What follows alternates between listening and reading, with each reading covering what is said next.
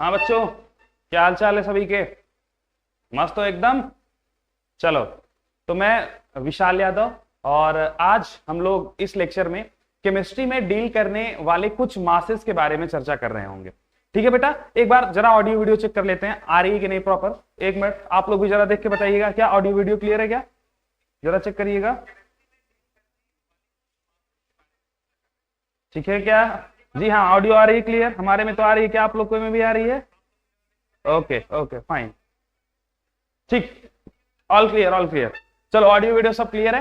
तो बच्चा, आज की जो हमारी क्लास है उसमें हम लोग केमिस्ट्री में डील करने वाले जितने भी मासेज हैं, या फिर आप कह लीजिए कि मोल कॉन्सेप्ट जो आपका चैप्टर है, इसमें बहुत अलग अलग टाइप के मासेज आते हैं। उन सभी अलग अलग टाइप के मासेज को आज हम लोग देखने वाले हैं। जल्दी से इस लेक्चर को स्टार्ट करते हैं और उतनी ही जल्दी से फिनिश भी करते हैं। चलिए आइए देखते हैं कि कितने टाइप के मासेज हमको देखने हैं। तो जरा आपके बोर्ड को एक बार गौर से देखिएगा, मैं थोड़ा साइड हट जाता हूं। तो ये 8 टाइप के मासेज आपको आज के इस क्लास में देखने हैं।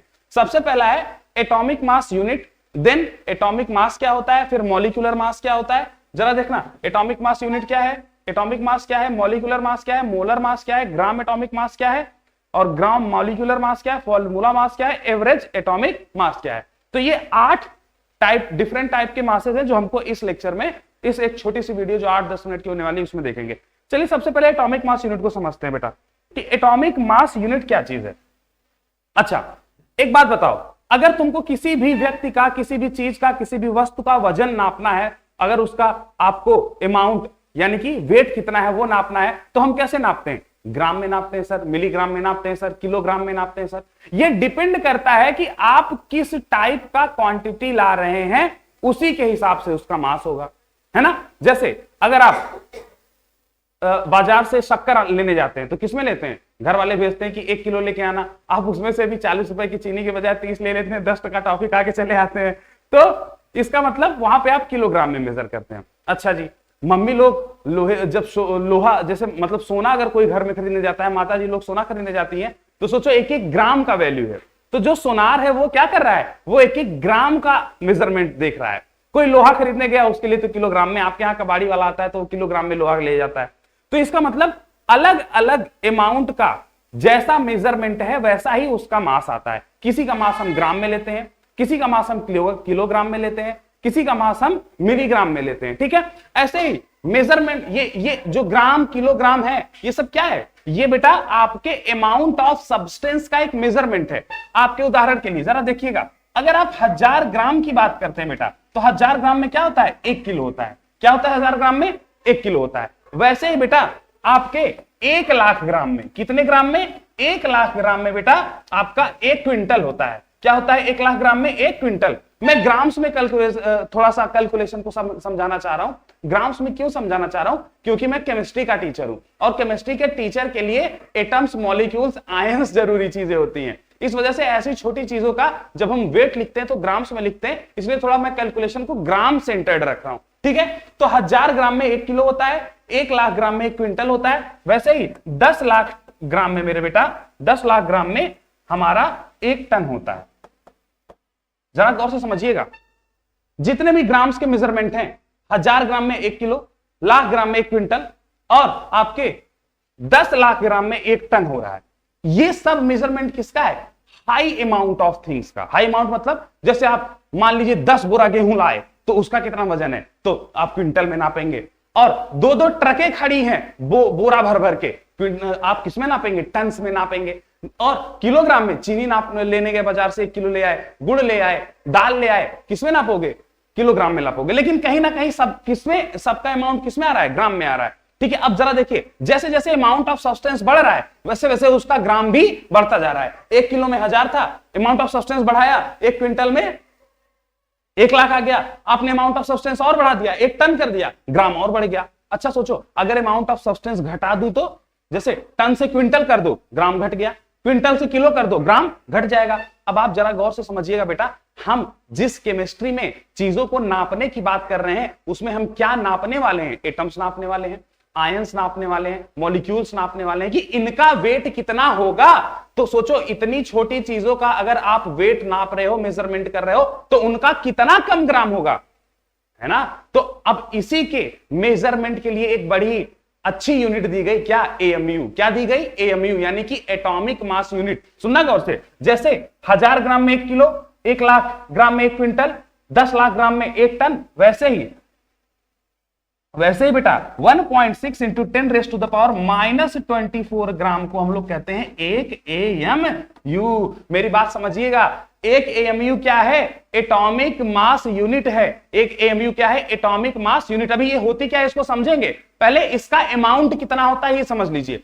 तो 1 एएमयू में कितना अमाउंट है? 1.6 इंटू 10⁻⁻24 ग्राम को ही हम लोग क्या बोलते हैं?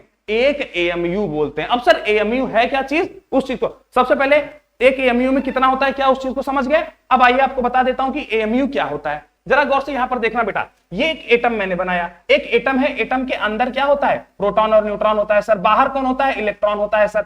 अच्छा, आपकी जानकारी के लिए बता दूं, जो आपका एटम है उसका हैवी पार्ट ये वाली जगह है जहां पर प्रोटॉन और न्यूट्रॉन है, जिसको हम लोग क्या बोलते हैं बेटा? न्यूक्लियस। क्या बोलते हैं? न्यूक्लियस। तो एटम का जो मास है वो यहीं पर होता है ज्यादातर, ठीक है? क्या सर इलेक्ट्रॉन में मास नहीं होता? क्या होता है, लेकिन बहुत ही कम होता है, और इतना कम मास होता है कि हम लोग प्रोटॉन और न्यूट्रॉन के कंपैरिजन में इलेक्ट्रॉन का मास गिनते ही नहीं है। और अगर कभी हमको एटम का मास निकालना है तो हम उस एटम में मौजूद कुल प्रोटॉन और कुल न्यूट्रॉन को जोड़ देते हैं तो एटम का मास आ जाता है। अब जरा गौर से सुनिएगा, अगर मुझे एटम का मास बताना है बेटा, किसका मास बताना है? एटम का मास बताना है, तो total number of proton plus total number of neutron के बराबर कर देंगे, यही टोटल एटम का मास आ जाएगा। अब जरा मेरी बात को सुनिएगा, अगर प्रोटॉन और न्यूट्रॉन के काउंट के बराबर एटम का मास है तो इसका मतलब जिस भी एटम में जितना नंबर ऑफ प्रोटॉन प्लस जितना नंबर ऑफ न्यूट्रॉन होगा वही उसके मास के बराबर हो जाएगा।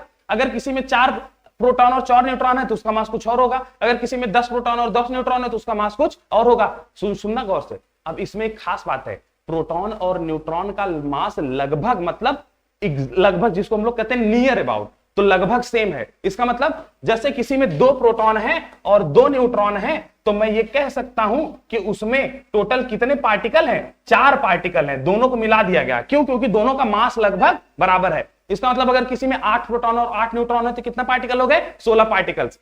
अगर मुझे किसी तरह से एक पार्टिकल का मास पता चल जाए तो सोचकर देखो, जिस भी एटम में जितने पार्टिकल होंगे हम उतने से गुणा कर देंगे। अगर मुझे किसी भी एक पार्टिकल का मास ग्राम में पता चल जाए और मुझे किसी भी एटम का मास निकालना हो तो नंबर ऑफ पार्टिकल बता दीजिए, मैं एक पार्टिकल के मास से गुणा कर दूंगा, आंसर आ जाएगा। तो मुझे क्या निकालना है? किसी भी एटम के एक पार्टिकल का मास। अब एक पार्टिकल है क्या? एक प्रोटॉन या फिर एक न्यूट्रॉन का मास। तो आपकी जानकारी के लिए बता दूं, ये जो एक पार्टिकल का मास आता है कैलकुलेशन से, आपको कैलकुलेशंस में नहीं जाना है, ये जो एक पार्टिकल का मास है, एक पार्टिकल का मतलब है एक प्रोटॉन या फिर एक न्यूट्रॉन, इसका जो मास आता है बेटा वो 1.6 इंटू 10⁻⁻24 ग्राम आता है, और इसी को हम लोग 1 एएमयू कहते हैं, एटॉमिक मास यूनिट कहते हैं। आशा करते हैं आप एटॉमिक मास यूनिट समझ गए होंगे। तो एटॉमिक मास यूनिट कुछ और नहीं है, एक small amount, very small amount. Atom का मतलब क्या है? अगर आप किसी भी हैवी पार्टिकल को तोड़ते जाएंगे तो एक समय ऐसा आएगा कि उसका एक ऐसा पार्टिकल आएगा जो अनडिवाइजेबल होगा, जिसको कहते हैं एटम। और उस एटम में भी एक प्रोटॉन या एक न्यूट्रॉन का जो मास है वो इतना होता है 1.6 इंटू 10⁻⁻24 ग्राम, जिसको क्या बोलते हैं? 1 एएमयू या फिर 1 एटॉमिक मास यूनिट कहते हैं। अब आप किसी भी पार्टिकल में कितना प्रोटॉन है और कितना न्यूट्रॉन है दोनों को जोड़ दीजिए, नंबर ऑफ पार्टिकल आ जाएगा, और इसी से गुणा कर दीजिए, उसका नेट, उस एटम का नेट मास आ जाएगा। अगर आप गुणा नहीं करते तो एएमयू से गुणा कर दीजिए, 10 एएमयू मतलब 1 एएमयू से गुणा कर दीजिए, वो आपका आंसर आ जाएगा। मेरी बात समझ पा रहे हैं क्या? तो 1 एएमयू क्या है? एएमयू भी छोटी क्वांटिटी को, एटम को, मॉलिक्यूल को, आयंस के वेट को मेजर करने का एक तरीका है, एक यूनिट है, जैसे यहां पे था। क्या आप बात समझ गए? तो आशा करते हैं आप लोग एएमयू को समझ चुके होंगे। तो हमने एएमयू को आपसे समझा दिया। एएमयू क्या है?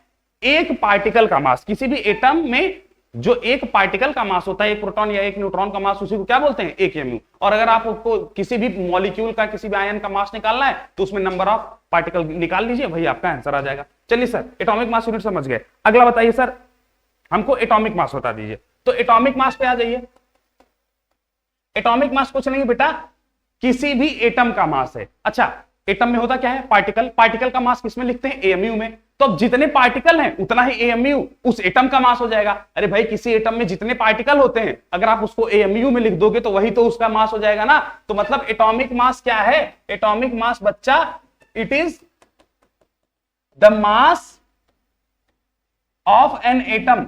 तो किसी भी एटम का जो मास है उसी को हम लोग बोलते हैं atomic mass unit, sorry atomic mass. और ये किस में लिखा जाता है? ये लिखा जाता है आपको एएमयू में, क्योंकि बहुत ही स्मॉल मास आएगा और बहुत ही स्मॉल मास, एकदम नेग्लिजिबल मास किस में लिखा जाएगा बताइए? एएमयू में लिखा जाएगा। किस में लिखा जाएगा? एएमयू में। बोलो बात समझ में? क्योंकि बहुत ही कम ग्राम होगा जिसको आप किस में लिखते हैं? एएमयू में। जैसे एग्जांपल के लिए कोई आपसे पूछ ले कार्बन का मास बताओ, तो कार्बन क्या है? एटम। तो कार्बन का मास कैसे आएगा? कार्बन को हम लोग ऐसे लिखते हैं बेटा 6 और 12, ये जो ऊपर है 12 यही टोटल नंबर ऑफ प्रोटॉन और न्यूट्रॉन को बताता है। जैसे कोई भी एटम है उसके ऊपर जो कोई भी एटम X है उसके ऊपर ये जो उसका ऊपर की तरफ लिखा गया है वही उसकी मास नंबर है, और मास नंबर जो होता है वो प्रोटॉन और न्यूट्रॉन के काउंट के बराबर होता है। तो आप इस मास नंबर को देखकर ये पता लगा सकते हैं कि टोटल पार्टिकल कितने हैं। टोटल पार्टिकल जितने होंगे उसी को अगर आप एएमयू से गुणा कर देंगे तो उस टोटल पार्टिकल का क्या आ जाएगा? एटम या मॉलिक्यूल का मास आ जाएगा। तो जरा बताइए यहां पर कार्बन का मास कैसे निकालेंगे? बोलिए। तो कार्बन का मास निकालने के लिए आपको कार्बन का मास नंबर पता होना चाहिए। कार्बन का मास नंबर होता है 12। तो टोटल प्रोटॉन और न्यूट्रॉन कितने आ गए? 12 आ गए। तो मतलब पार्टिकल्स हो गए 12। तो इस कार्बन का वेट क्या आ जाएगा? 12 एएमयू। क्या आ जाएगा? 12 एएमयू। ऑक्सीजन का बताइए। ऑक्सीजन का होता है 16 मास नंबर। अगर मास नंबर 16 है तो प्रोटॉन और न्यूट्रॉन को मिलाकर टोटल कितने पार्टिकल होंगे? 16। इसका मतलब इस ऑक्सीजन का मास क्या आ जाएगा? 16 एएमयू। क्या आ जाएगा? 16 एएमयू। क्योंकि हम एक एटम का मास निकाल रहे हैं इसीलिए हम लोग इसको बोलते हैं एटॉमिक मास। ठीक है, नेक्स्ट आ जाओ बेटा, मॉलिक्यूलर मास। मॉलिक्यूलर मास क्या है? मॉलिक्यूलर मास बेटा कुछ और नहीं मॉलिक्यूल का मास है। जैसे आपने एटम का मास लिखा वैसे आप मॉलिक्यूल का मास लिख सकते हैं। जैसे ऑक्सीजन, ऑक्सीजन में क्या है? 2 ऑक्सीजन के एटम्स है। ये ऑक्सीजन मॉलिक्यूल है, इसमें 2 ऑक्सीजन के एटम्स है। अब ऑक्सीजन मॉलिक्यूल का मास लिखना है तो इंडिविजुअल एटम्स का मास जोड़ दीजिए। अब ऑक्सीजन मॉलिक्यूल का मास इंडिविजुअल एटम के मास के एडिशन के बराबर आएगा। तो एक एटम का मास क्या हो जाएगा? अब एक एटम का मास तो एएमयू में लिखाता है ना, तो 16 एएमयू, और इसका भी मास क्या आ जाएगा? 16 एएमयू। दोनों को आप अगर ऐड कर देंगे तो यही किसका मास आ जाएगा? मॉलिक्यूल का मास आ जाएगा। तो कितना आ जाएगा बेटा? 32 एएमयू।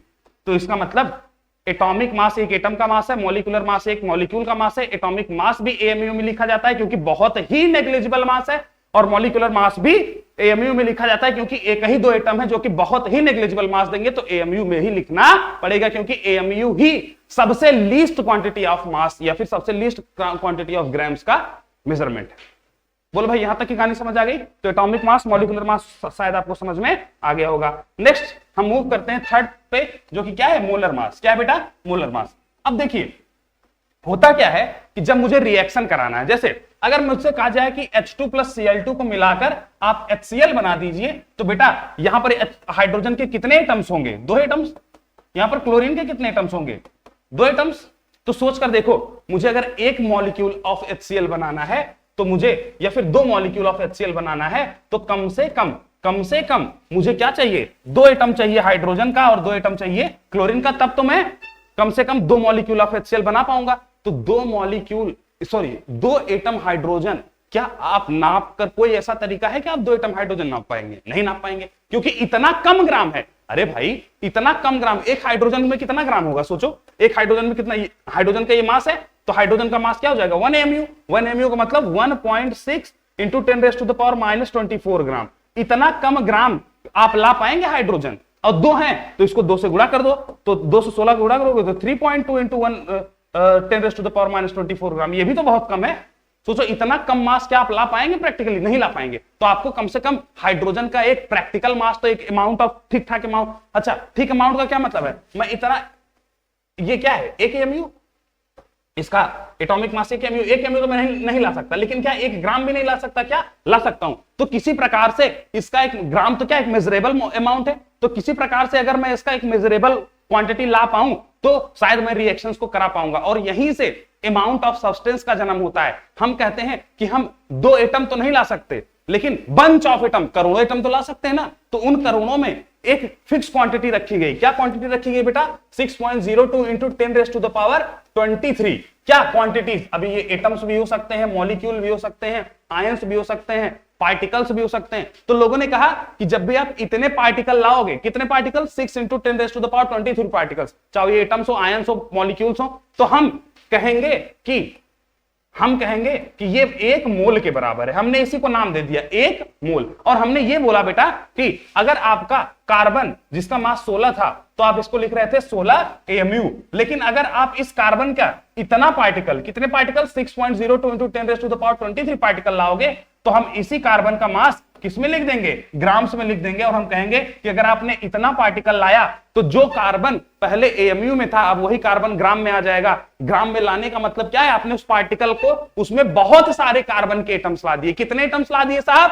6.02 इंटू 10⁻23 एटम्स ला दिए। तो मेरी बात समझिएगा, आपने लिखा कार्बन का मास, सॉरी कार्बन 12 होता है, I am really very sorry, तो यहां पर 12 लिख दीजिएगा क्योंकि थोड़ा समझाने से ओरिएंटेड था, वो बात आप समझ गए होंगे। तो अगर वहां पे 12 AMU लिखा है मतलब वो क्या कह रहा है? वो एक एटम कार्बन की बात कर रहा है। और अगर उसने लिख दिया 12 ग्राम, इसका मतलब ग्राम लिखते ही वो ये कह रहा है कि आपने कितना पार्टिकल लाया होगा? आपने 6 इंटू 10⁻23 पार्टिकल्स लाए होंगे। इसी को हम लोग कहते हैं एवोगैड्रोस कांस्टेंट। और जब इतने पार्टिकल्स आते हैं तो उसी को कहते हैं एक मोल। और एक मोल का मास ही क्या कहलाता है बेटा? Molar mass. क्या कहलाता है? मोलर मास कहलाता है। शायद आप मोलर मास समझ गए होंगे।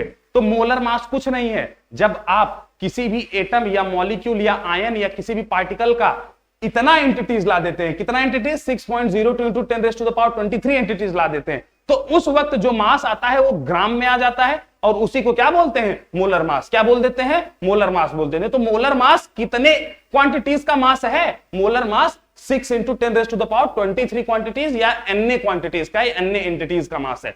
अब अगर ये जो 6 इंटू 10⁻23 पार्टिकल्स हैं, जिसको Na पार्टिकल्स कहते हैं, अगर ये एटम हुआ तो एटम का मास ग्राम में लिखोगे और आप उसको क्या कहोगे? Gram atomic mass. तो मेरी बात समझिएगा, मोलर मास क्या था?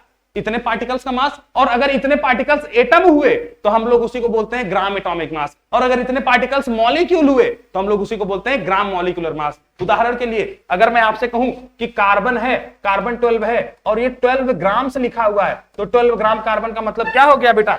12 ग्राम कार्बन का मतलब हो गया कि 6.02 इंटू 10⁻23 एटम्स कार्बन। बोलो बात समझ में आया? इतने एटम्स कार्बन थे, तभी तो आपने उसका मास किसमें लिख दिया? 12 ग्राम्स में लिख दिया। और अगर वहीं पे लिखा होता O2, O2 का मतलब क्या है? एक ऑक्सीजन का मास कितना होता है? 16, तो 2 का 32। तो अगर 32 ग्राम्स लिखा है, अगर AMU लिखा होता तो 32 AMU लिखा होता तो इसका मतलब केवल एक मॉलिक्यूल ऑक्सीजन था, लेकिन उसने क्या लिख दिया? 32 ग्राम्स। 32 ग्राम्स का मतलब क्या हो गया? कितने पार्टिकल रहे होंगे? सोचकर देखिए अगर मास ग्राम में आ गया इसका मतलब 6.02 इंटू 10⁻23 पार्टिकल्स रहे होंगे। और यहां पे पार्टिकल क्या था बेटा? ऑक्सीजन का मॉलिक्यूल था। तो आप यहां पे क्या लिखेंगे? 6 into 10⁻23 molecules of O2, molecules of O2। तो सोच कर देखो, यहां भी मास ग्राम में है और यहां भी मास ग्राम में है। यहां जो मास ग्राम में है वो एक एटम का है और एक मोल एटम का है, क्योंकि एक मोल हम किसको बोलते हैं? इतने को। तो सोचकर देखो, इसी को हम लोग क्या बोलेंगे? Gram atomic mass, gram atomic mass. और यहां पर जो ऑक्सीजन का मास है 32 ग्राम्स, ये किसका है? ये भी एक मोल O2 का मास है, या फिर 6.02 इंटू 10⁻23 मॉलिक्यूल्स O2 का मास है। तो आप इसको क्या लिखेंगे? ये मास ग्राम में है इसलिए ग्राम। अब क्योंकि ये O2 मॉलिक्यूल का मास है इसलिए gram molecular mass, gram molecular mass. तो आपको एक कॉन्सेप्ट क्लियर कर देता हूं। मोलर मास, जो मोलर मास होता है वो क्या होता है? मोलर मास 6.02 इंटू 10⁻23 एंटिटीज का मास होता है। और ये दो पार्टों में डिवाइड किया गया है। एक को बोलते हैं ग्राम एटॉमिक मास और एक को बोलते हैं ग्राम मॉलिक्यूलर मास। क्योंकि मोलर मास खुद किसमें लिखा जाता है? ग्राम्स में ही लिखा जाता है। अब ये जो मोलर मास है अगर वो किसी एटम के रेस्पेक्ट में लिखा गया है तो वो ग्राम एटॉमिक मास होगा, जिसको हम लोग ग्राम्स में लिखते हैं। अगर मोलर मास किसी भी मॉलिक्यूल के रेस्पेक्ट में लिखा गया है बेटा तो हम लोग उसको ग्राम मॉलिक्यूलर मास कहेंगे और ये भी किसमें लिखा जाएगा? ग्राम्स में लिखा जाएगा। तो आप शायद समझ गए होंगे मोलर मास एक 6.02 into 10 raised to the power 23 entities का मास है। अगर वो एटम के लिए लिखा जा रहा है तो ग्राम एटॉमिक मास है, और अगर वो मॉलिक्यूल के लिए लिखा जा रहा है तो क्या है, ग्राम मॉलिक्यूलर मास है। ठीक है सर, अगला बताइए सर। अगला आते हैं हम लोग एवरेज। एवरेज स्पेलिंग पे नहीं जाएंगे, एटॉमिक क्योंकि मैं फटाफट लिख रहा हूं तो मैं स्पेलिंग पे ध्यान नहीं दे रहा हूं। Average atomic mass. अब देखो एवरेज एटॉमिक मास क्या है, पीरियोडिक टेबल में कभी देखे हो? पीरियोडिक टेबल में कुछ आप देखेंगे तो आपको ऐसे कई सारे एटम्स मिलेंगे, जैसे क्लोरीन, उसका एटॉमिक मास किसमें होता है, फ्रैक्शन में होता है, 30.55। देखा है क्या? तो ये फ्रैक्शन कहां से आ गया एटॉमिक मास में? अभी तक तो हमने पढ़ा 10, किसी का 20 है एटॉमिक मास, किसी का 40 है, किसी का 18, तो फ्रैक्शन में कैसे आ गया? जहां से ये फ्रैक्शन आया वहीं से जन्म हुआ एवरेज एटॉमिक मास का। होता क्या है कि कुछ ऐसे एटम्स हैं जिसका एटॉमिक नंबर तो सेम होता है, एटॉमिक नंबर तो सेम होता है, लेकिन उनके मास नंबर में डिफरेंट होता है। जैसे ये हो गया, एक क्लोरीन है उसका मास है 35 और एक क्लोरीन है उसका मास है 37। ऐसे एटम्स को बोलते हैं आइसोटोप्स। क्या बोलते हैं? आइसोटोप्स। तो नेचर में कुछ ऐसे एटम्स पाए जाते हैं जिनके अलग अलग फॉर्म्स हैं, जिनमें डिफरेंट किस बात का है, डिफरेंस ये है उनमें कि उनका मास नंबर अलग है, तो इसको हम लोग क्या बोलते हैं? आइसोटोप्स। तो जिन भी एटम्स या फिर एलिमेंट्स के आइसोटोप्स होंगे तो सोच कर देखिए, अगर आइसोटोप्स है नेचर में तो उनका एबंडेंस भी अलग है, कोई आइसोटोप ज्यादा पाया जाता है, कोई आइसोटोप कम पाया जाता है। एग्जांपल के लिए ये जो क्लोरीन 35 है बेटा, ये लगभग 75% पाया जाता है, और जो क्लोरीन 37 है बेटा, ये लगभग 25% पाया जाता है। तो अगर दोनों का एबंडेंस अलग अलग है, दो अलग अलग टाइप के आइसोटोप्स हैं, तो जब आप एक क्लोरीन की बात करेंगे तो सोचकर देखो उसमें तो दोनों का अंश आएगा ना, 35 वाले का भी आएगा और 37 वाले का भी आएगा। हाँ, जो ज्यादा अमाउंट में है उसका अंश ज्यादा आएगा, मतलब जो नेट मास है वो किसके पास आएगा? जो ज्यादा अमाउंट में है। ज्यादा अमाउंट में 35 वाला है तो नेट मास कहां आ रहा था? 35.5, मतलब किसके पास? 35 वाले के पास। ये अलग बात है, इसी को बोलते हैं एवरेज एटॉमिक मास। अब एवरेज एटॉमिक मास मतलब क्या है? दो या फिर तीन जितने भी आइसोटोप्स हैं उनका जो एवरेज मास आएगा, जो आप एक एलिमेंट के लिए लिखेंगे, उसी को बोलते हैं एवरेज एटॉमिक मास। अब एवरेज एटॉमिक मास का बेटा एक कैलकुलेशन है, एवरेज एटॉमिक मास नंबर, इसका एक कैलकुलेशन है। कैलकुलेशन क्या कहता है कि जितने आइसोटोप्स हैं, सबसे पहले आप क्या लिख दीजिए, पहला आइसोटोप का परसेंटेज मल्टीप्लाइड बाय उसका मास नंबर। पहला आइसोटोप 75 था, जैसे क्लोरीन के दो आइसोटोप्स हैं, पहले का परसेंटेज कितना है? 75%, उसका मास नंबर क्या है? 35, प्लस दूसरा आइसोटोप का परसेंटेज 25 है। अब परसेंटेज यहां पे केवल लिखेंगे, परसेंटेज लगाएंगे नहीं। दूसरा आइसोटोप का परसेंटेज मल्टीप्लाइड बाय दूसरे का मास नंबर। बोलो बात समझ में आ गई क्या? डिवाइडेड बाय टोटल क्या कर देंगे? 100। क्या कर दिए? 100। आपने किया क्या? पहले आइसोटोप का मास, पहले आइसोटोप का परसेंटेज मल्टीप्लाइड बाय पहले का मास नंबर, दूसरे आइसोटोप का परसेंटेज मल्टीप्लाइड बाय दूसरे का मास नंबर, डिवाइडेड बाय 100 कर दीजिए। आपको क्या आ जाएगा? एवरेज एटॉमिक मास नंबर आ जाएगा। तो क्लोरीन का जो एवरेज एटॉमिक मास नंबर निकल के आता है वो 30.5 ऐसे ही निकल के आता है। अगर किसी के 3 आइसोटोप्स हैं तो यहां पे फिर प्लस करके लिख देंगे क्या?